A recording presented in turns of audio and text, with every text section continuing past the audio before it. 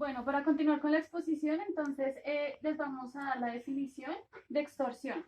Entonces, la definición de extorsión es la presión que se ejerce sobre una persona o una empresa o un colaborador o un familiar que quiere recibir algo a cambio, ya sea material, dinero o ya sea en especie. Los tipos de extorsión. Hay uno que es el familiar capturado, que les compete mucho a ustedes porque pues son una familia. Entonces puede ser que los llamen a alguno de ustedes y digan que, por ejemplo, su madre está secuestrada, ¿sí? En estas llamadas hay que tener mucho cuidado porque los que hacen estas llamadas son muy persuasivos e inteligentes. Entonces tienen que tener mucho cuidado porque pueden decirle que su mamá está secuestrada y que tienen que darles a cambio un dinero o algún objeto material que ellos deseen para poder la liberación de su madre. Mientras que su mamá puede estar juiciosa trabajando o puede estar haciendo alguna compra sin el celular, entonces es mejor hacer caso omiso a estas llamadas. El siguiente tipo de extorsión es desde la cárcel. Entonces, esta extorsión lo hace algún funcionario o algún señor, muchacho, muchacha que esté pagando una condena. Como ellos les facilitan mucho los celulares, ellos cogen un número al azar o alguna persona exterior les regala a alguien que ya esté vigilado, que tenga dinero o que puedan saber que puedan extorsionarlo y hacen la llamada desde la cárcel para que les pidan a ustedes rifas. De pronto no les han llegado mensajes de texto donde les digan que se ganó una rifa y pero que tienen que consignar una recarga. Todo eso son carcelarios, son extorsiones carcelarias. Entonces es mejor que los niños no tengan celulares porque de pronto ellos dan esa información o no hacer caso omiso a todos estos mensajes o llamadas que les puedan hacer. No son personas confiables. El otro tipo de extorsión es el rescate de vehículos robados. Esto sea ya moto, bicicleta o carro. Se llaman a las personas, se roban el vehículo y llaman a las personas para pedir el rescate del vehículo. A veces es cierto, a veces es mentira que sí se robaron el vehículo. Entonces, lo mejor que uno puede hacer es no pagar el rescate. Puede que el rescate le salga mucho más económico que comprar otro artículo a los que le robaron, pero es mejor no pagarlo porque por eso es que siempre es muy incidente este tipo de atraco. Para continuar, también hay otra clase de extorsión. Por ejemplo, una persona se le pierde la cédula y digamos, por ejemplo, aquí una compañerita lo encuentra y ella pide a cambio dinero para la devolución de esa cédula, ese documento que se le perdió. Eso es también extorsión. Entonces es muy importante porque eso se castiga. Ya, muchas gracias. Bueno, para continuar, vamos a hablar sobre el boleteo. El boleteo es un impuesto clandestino que se le cobra a cambio de la tranquilidad o protección de las personas. Un ejemplo de ellas es, digamos, los vendedores en Swatch, que tienen su puestico de trabajo. Cualquier persona X se le acerca y dice, lo levanto de aquí ya, o mejor dicho, le tiro sus cosas si no me da plata. Entonces la persona, porque quiere trabajar, accede y le pasa un dinero determinado a esas personas. Bueno, para retroalimentar, hay una clase más. Buenas tardes. A continuación vamos a hablarle acerca de un tema supremamente importante, consideramos, es la extorsión y el boleteo, que esto es un tema del riesgo público. La exposición está a cargo de mi compañera María Cristina Melo, Joana Paredes y quien les habla Jimena Vivas. Un poquito acerca de la historia, de dónde viene como el tema del riesgo psicosocial, que es el boleteo, la extorsión. Durante la época de Virgilio Barco, que fue un presidente entre el año de 1986 a 1990, se presentaron varios eventos, entre ellos la muerte de Luis Carlos Galán. Estuvo marcado mucho por el tema de asesinatos a personas del común, a campesinos también. Y en el año de 1944, más de 40.000 ganaderos fueron víctimas de la extorsión. En ese momento a ellos les cobraban alrededor de 1 millón de pesos, ¿sí? Por extorsionarlo. Entonces, por poder estar en una región, y si ponemos de 1994 ahora, 1 millón de pesos sigue siendo dinero, ¿sí? Entonces, la extorsión, el boleteo, es ante todo un tema que se maneja siempre con las guerrillas, las FARC, la ELN y las BACRIM. ¿Por qué? Esto se creó más o menos como el año de 1950, ¿sí? Ellos tenían el ideal que era ayudar a las personas, a los más necesitados, a los campesinos. Entonces, como se empezó a crecer sus ejércitos, pues necesitaban dinero, ¿sí? ¿Cómo financiar esa guerra? Y la idea de sacar el dinero fue extorsionando a la gente, secuestrando a los ganaderos, que son, digamos, como personas que tienen más dinero. También en Medellín en los años 80 existían lo que se llama las líneas invisibles, ¿sí? Entonces, le cobraban a la gente de los barrios un dinero por protegerlos. Eso es más o menos a grosso modo. Para mí. A continuación les hablaremos acerca de las estadísticas del año 2017 con relación a la extorsión. En el año 2017, 5.200 personas fueron extorsionadas. Entre ellas, 118 son empresas, 4.503 personas fueron personas que viven en la parte urbana, o sea, en la ciudad, y 838 personas en el área rural, que quiere decir que son los pueblos. Campesinos. Entonces, el total de víctimas son 5.317 personas extorsionadas, que es un número bastante alto, y 24 víctimas del extranjero, que es algo bien, bien bajito. Listo. Aquí vamos a ver un panorama de la extorsión de todos los grupos armados al margen de la ley que tenemos: las FARC, ELN, las BACRIM, los paramilitares y la delincuencia común. En la parte de abajo vamos a revisar cuáles son las áreas donde, digamos, donde ellos trabajan, por decirlo así. Está el Tolima, Sucre, Cauca, el Quindío, Casanare, Caquetá y Arauca, entre otros. ¿Cómo es la forma o la modalidad que ellos usan? Ellos cobran desde 1 millón de pesos hasta 20 millones por extorsión. ¿Cómo lo hacen? Mensajes de texto. Cuando extorsionan, por ejemplo, a los ganaderos, entonces, ¿qué es lo que hacen? Les envían mensajes por los trabajadores diciendo: oiga, no me ha pagado la plata. ¿Cómo me va a pagar? Amenazan también a sus familiares, ya hacen llamadas extorsivas y también les piden hasta ganado, pues a los ganaderos que les mencionaba anteriormente. Listo. Ahora vamos a hablar sobre la legislación que habla sobre la extorsión y el boleteo. Tenemos la ley 733 del 2002, la cual dictan cuáles son las medidas de extorsión, el secuestro y terrorismo. Aquí habla que la clasificación que ya nos habló la compañera, la definición de extorsión y cómo se castiga. Bueno, tenemos la ley 1121 del 2006, que dictan las normas de prevención, detención, de secuestro y boleteo. Digo, extorsión, secuestro y boleteo. El Código Penal 244. Definición de extorsión, también aquí nos define cuáles son y cómo son, cómo se castiga este delito. La ley 599 del 2000, la cadena de concierto para delinquir, que es el secuestro. Aquí vamos a hablar sobre el cuadro de la legislación que abarca sobre este tipo de modalidad. Digamos, el sujeto, hay dos clases de sujeto: el activo y el pasivo. El activo es la persona que es extorsionista y el pasivo es la persona que va a ser extorsionada. La conducta, el verbo rector, es constreñir, hacer, tolerar u omitir. Digamos, esa es la forma adecuada que se debe hacer ante en presencia de una extorsión o secuestro o boleteo. El modo de violencia física y psicológica se da en cualquier tiempo y en cualquier lugar. El bien jurídico tutelado del delito contra el patrimonio. Bueno, aquí vamos a ver qué es el objetivo jurídico, que es el patrimonio económico. Va directamente hacia el bien económico de las personas. Y la libertad de la autodeterminación.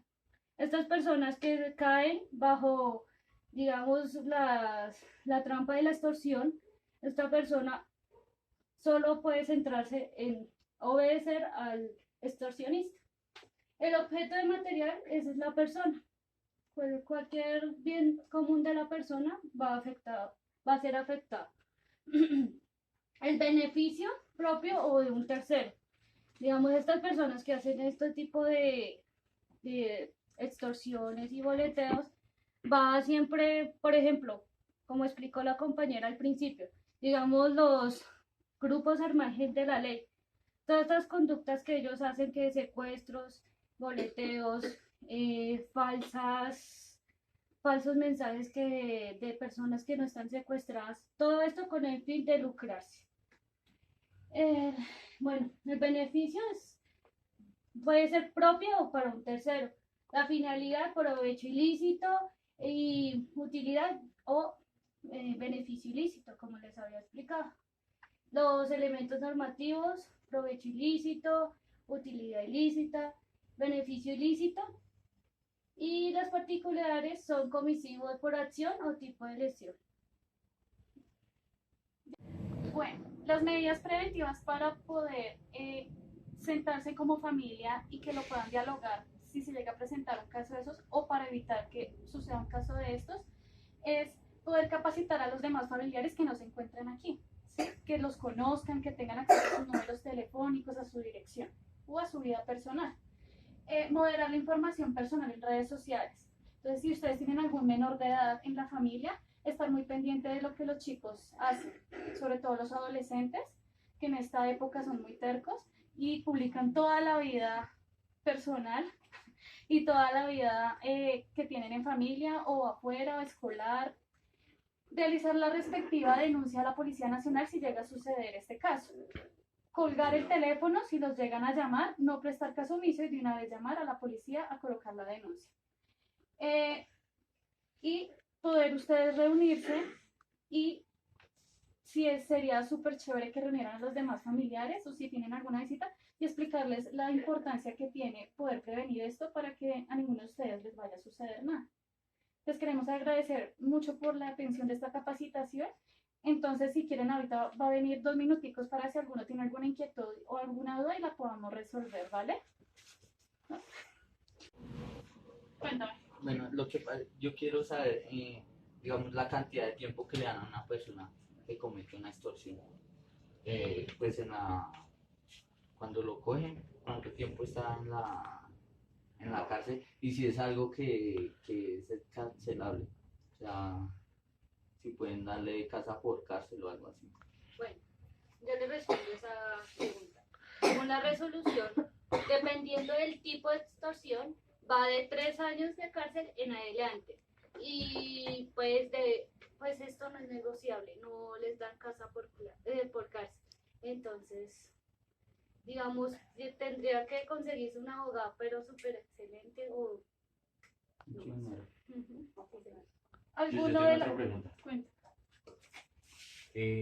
Con el tema del proceso de paz y la finalización de las FARC, ustedes mostraron las cifras del 2017.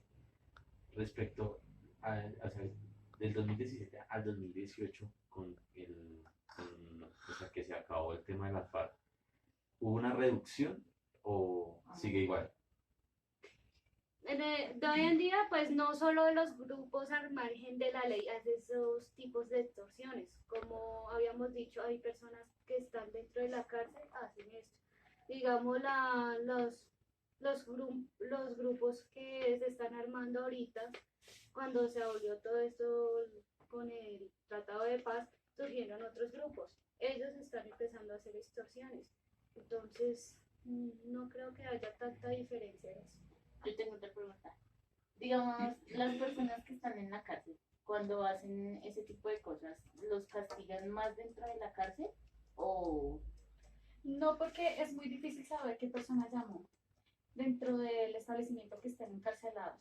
Entonces, la persona pues de pronto hace la denuncia, pero digamos si no es la misma denuncia por el mismo personaje, muchos es muy difícil detectar y reconocer de qué celular, porque ellos adentro esos celulares se supone que no los deben tener. Entonces ellos no tienen cómo poder contactar a la persona que te está extorsionando. De pronto si están fuera de la cárcel sea un poco más fácil y rápida la búsqueda de esta persona, pero los que están dentro de la cárcel es un poco más complicado. Ok. ¿Alguna otra pregunta?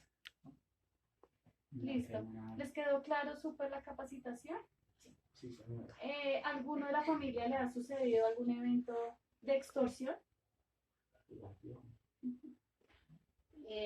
Bueno, a mí me llamó un muchacho haciéndose pasar por sobrino, diciéndome que estaba metido en un problema, que le hiciera el favor y le hiciera una recarga de 10.000 pesos. Le dije que porque él no se comunicaba con la mamá y me dijo que no, porque no tenía la forma y estaba detenido. Y que por favor le hiciera esa recarga para él poderse comunicar con la mamá. Y que me pasó ahí un tipo que supuestamente era el teniente, el comandante, y el tipo habló y me dijo también que eso, que era que él estaba metido en un problema muy grave y que, mejor dicho, él tenía que comunicarse con la mamá para ver cómo le daban solución a esto y si no, pues que a él lo metían preso. Y pues la verdad era mentira, porque yo llamé a mi hermana y le pregunté pues en qué condiciones estaba mi sobrino y él estaba bien. Y pues la verdad, en el caso de la familia, nosotros llamaron a una hermana que vive en San Gil, diciéndole que a mi hijo mayor lo habían cogido por allá en un camión con otro muchacho que llevaban un poco de droga y que pues que ella tenía que consignar 1.000.000 de pesos para que lo dejaran libre y si no, pues que también lo llevaban para la casa.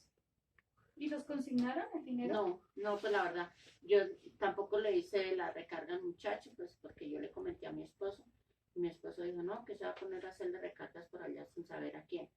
Y no le hice la recarga. Y pues mi hermana llamó a mi otra hermana y le dijo pues que se comunicara conmigo para saber cómo estaba mi hijo y pues nos comunicamos y mi hermana de una llamó a mi hermana porque ella vive en San Gil y le dijo que no, que mi hijo estaba bien, entonces pues tampoco le hicieron la consignación.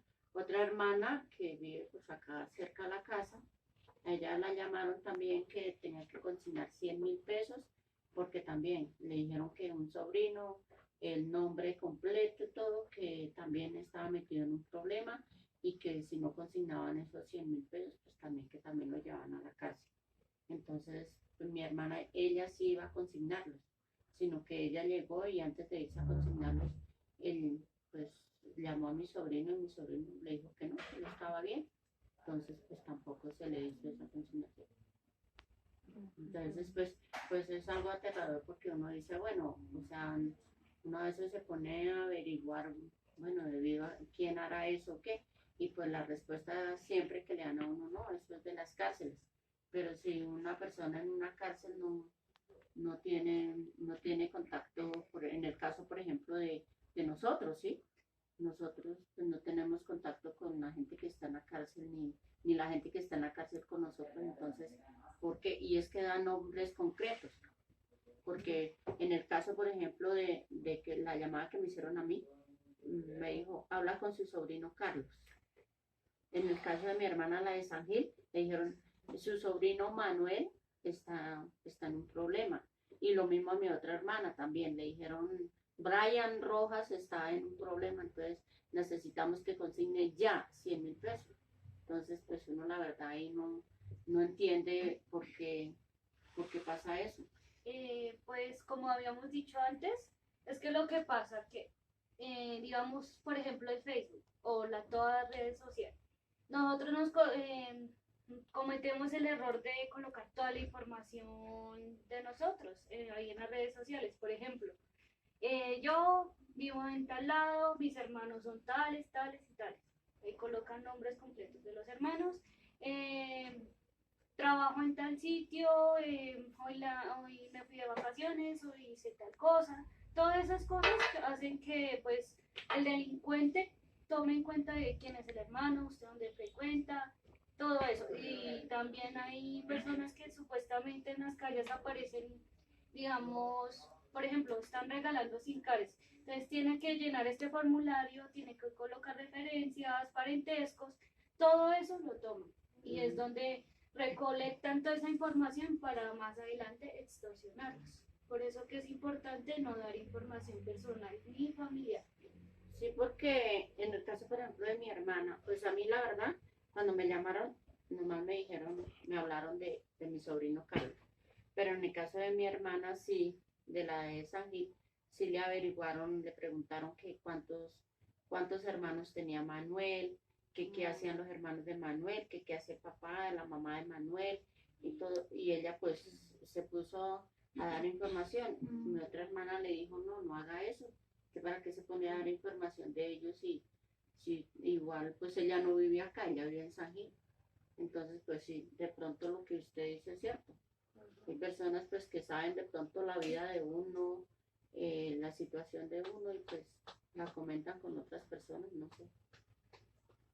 Esa era mi inquietud, no sé. Te levanto la mano. Yo no la levanté. Bueno, otra. Hay otra. Bueno, la otra forma fue mi hermana.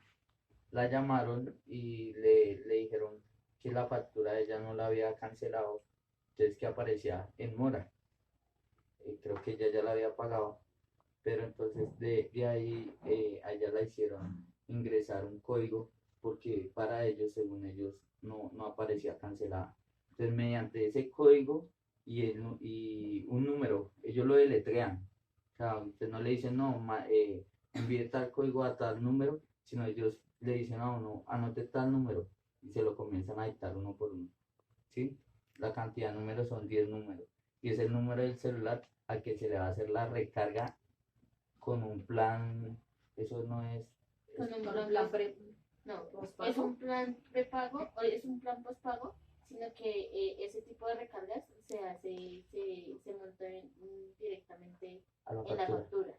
Entonces lo que ellos hicieron, o sea, lo que ellos hacen es como embolatarlo a uno en la llamada y le dicen a uno como marque los números mientras estamos en la llamada.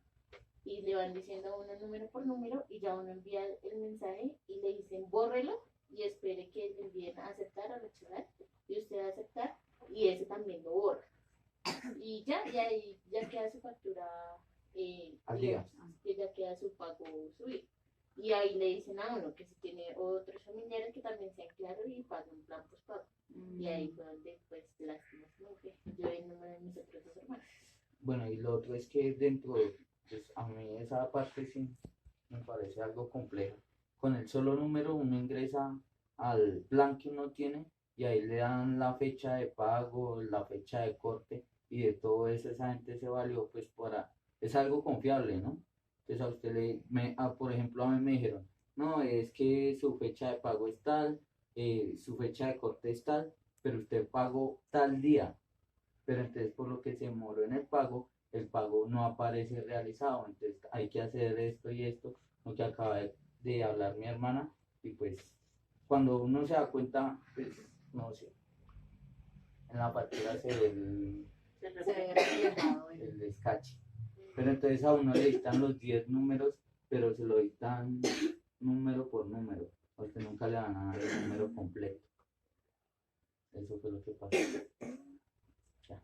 Yo les Don Humberto, nos gustaría que nos comentara qué aprendió de pronto, qué recuerda de la exposición que le hicimos, qué de pronto tendría en cuenta para que no le vaya a pasar a usted o a su familia. Lo que aprendí es de lo que dieron de las llamadas que hacen para que les consigne plata a ciertas personas que uno no conoce o que conoce, pero lo hacen para extorsionarlo, no únicamente. Sería como primero cerciorarse, ¿no? Si Sí, eso claro. realmente Si es está pasando. realmente está pasando o no. Ujú. Perfecto. Esa sería lo que La más lección aprendida. es correcto. Yo y mis compañeras, perdón, les queremos agradecer por haber participado en esta exposición. Y para finalizar, nos gustaría que nos ayudaran con una asistencia, solo poniendo sus nombres y número de documento. Bueno, muy amables, muchas gracias. La información personal. Nos podemos poner una rayita. Ya. Ay, espérame, le traigo algo. Un cuaderno. Nos podemos poner una rayita. Ya. Ay, espérame, le traigo algo. Un cuaderno.